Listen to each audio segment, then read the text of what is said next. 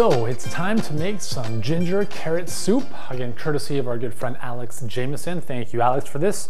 Everything you see in front of me is exactly what you need. So we have got some vegetable stock, and I'm actually gonna deviate from the recipe a little bit because this vegetable stock is quite high in sodium. So 1 cup is 910 milligrams.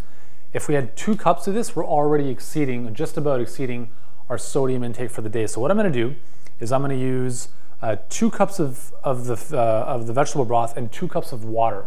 And the recipe calls for 4 cups of vegetable broth or vegetable stock, and that's assuming it's low sodium. So this one is not low sodium, that's why I'm kind of like going half-half. Otherwise, 4 times 910 is like 3,600 milligrams of sodium, which is a lot. So anyways, we'll get to that in a second. But for now, we're gonna start off. I've got my pot warming up on the stove. We're gonna use some coconut oil to lubricate the base. We're gonna be throwing in, we'll put the carrots to the side for a sec. We're gonna start off with, I'll use 2 cloves of ginger as opposed to just 1, just because I like, garlic, just because I like garlic. And onion and ginger we'll get to in a second. So I'm gonna crush that, remove the skin. And we'll just get that out of the way. We'll chop those up a little bit. So you don't have to worry about chopping this up too fine, because what we're gonna do is we're actually gonna throw all this into a blender after it's all done. So the blender will take care of most of that, but if you can chop it up a little bit, that's always a good thing. Next, we'll chop 1 onion. So I like taking both ends off the onion like that, cut it down the middle, and then I can easily just remove the outer layer of the onion skin like that. Really simple. And that's done, so I'll throw those in the garbage. Obviously you want to be throwing the food into a compost, right? So if you've got a compostable type of garbage, that's best. If you don't, then you can't really do that. So I'm just gonna chop this up.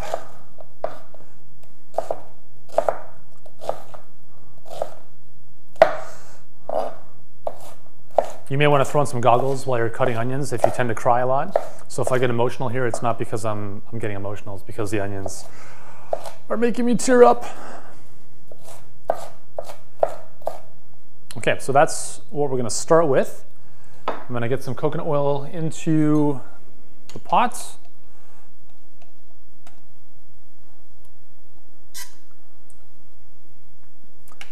And just reduce the temperature a little bit there. And we'll just bring these guys, well, it's a little bit hot. I'm gonna grab a little towel to hold that with. Don't have any oven mitts on me today, so I'm gonna use these little towels to hold the goods. And I'm just gonna bring all that right in.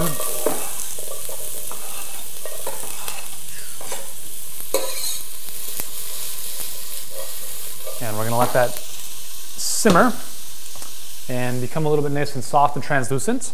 In the meantime, we're gonna get to the carrots. So we're gonna use about a pound and a half of carrots. This is, I'd say almost about a pound. I'm just gonna chop off the heads with my guillotine of a knife. And then we're just gonna chop off little bits like that. So again, the thinner the carrots pieces, the quicker they're gonna cook, the less time you have to spend cooking, so it's up to you. And again, everything's gonna go in the blender anyways, so it doesn't really matter how thick or how not thick they are. It really depends on how much time you wanna let them sit on the stove to do their thing. So we're gonna let this kind of go a little bit longer. And then we're gonna put the carrots in, and then we're gonna finish off with some ginger that we're gonna grate freshly into there. Now, this is about a 2-inch cube of ginger. It's fresh ginger. What I like to do is take a paring knife and peel the outside of the ginger off. I love ginger. I use it pretty much every single day in some way, shape, or form. Amazing anti-inflammatory properties. Amazing for nausea, motion sickness, the health of your stomach and digestive system. It's probably up there with garlic. If they're to kind of go at it, I don't know which one to choose. I mean, it's such an amazing root to add into your daily regime. So we're gonna use a cheese grater or some, any kind of grater, and we're gonna grate that into there in a moment. But first, let's have a look at how these guys are doing. Looking pretty good. So that's about right. So what I'm gonna do next is I'm gonna throw our carrots into the pot, just like so. And I would strongly encourage you to use quite a bit of ginger here if you enjoy the ginger, because otherwise you'll kind of lose it in the carrot. So like the soup will end up tasting very carroty, but having the counterbalance of the ginger is really, really powerful.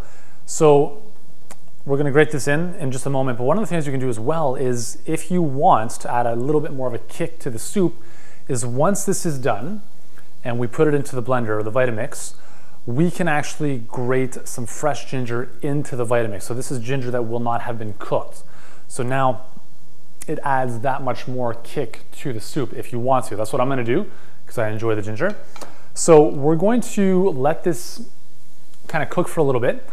And then what I'm gonna do is I'm gonna take 2 cups of the vegetable stock. So I'm gonna use my Vitamix as my measuring stick. So 2 cups is 500 milliliters.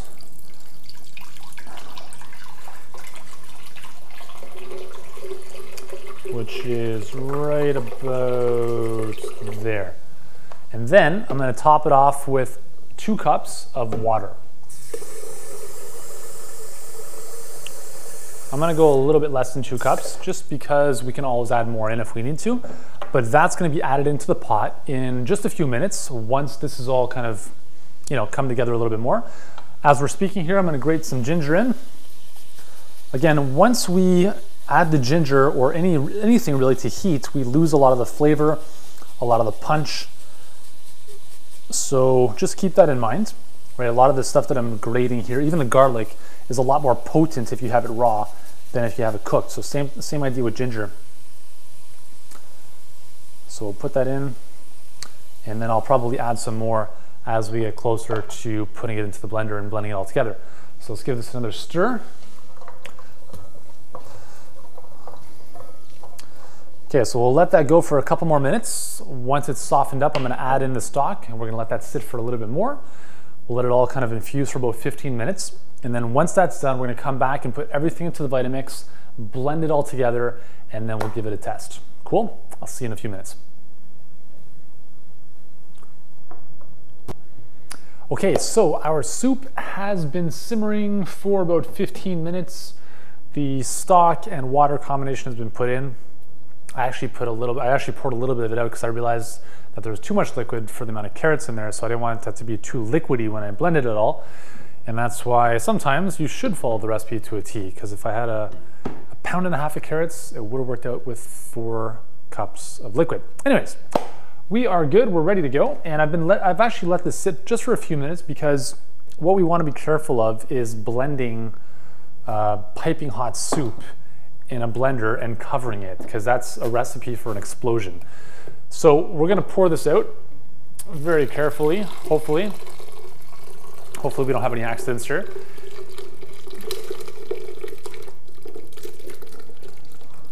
Now, do you have to blend this? No, but it definitely is a lot easier to eat if you do blend it. But it's up to you. It's actually, if you've got kids as well, this is a nice way to kind of sneak in some veggies, because you can blend it all up and they don't have to really see what's in there. Nice little sneaky tactic, right? It's funny, when you have kids, it's all about sneaking stuff in and fooling them. So as I mentioned before, I'm going to take fresh ginger, I'm going to grate it into the soup, and this is going to just add its fresh kind of kick, because it's not being boiled down, so it'll still have a good punch. And just be careful you don't add too much, otherwise it's going to be really, really heavy in terms of its kick. So we'll grab the lid, and here's what I would recommend doing. We'll put the lid on, and with the Vitamix, you have the option to take this off. So as soon as this gets going, I'm going to remove the lid to allow the heat to escape out of the top. Otherwise, it's going to build up, and who knows what might happen. So we'll get this going.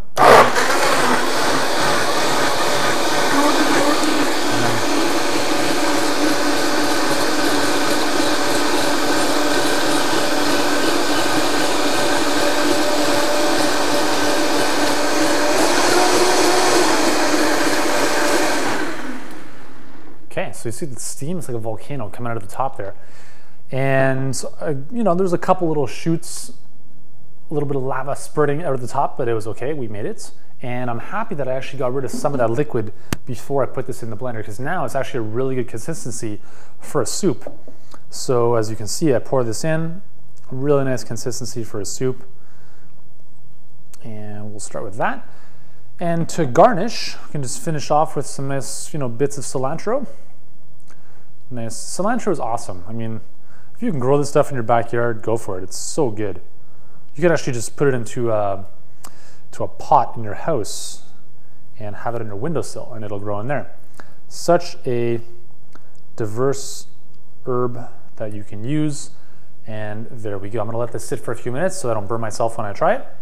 But that is our ginger carrot soup, or carrot ginger soup, however you want to describe it. Thank you very much, Alex, for sharing this. Hope you enjoy that as well. Give that a shot for dinner as a nice starter, or, you know, maybe midday throughout the day as a lunch, and enjoy.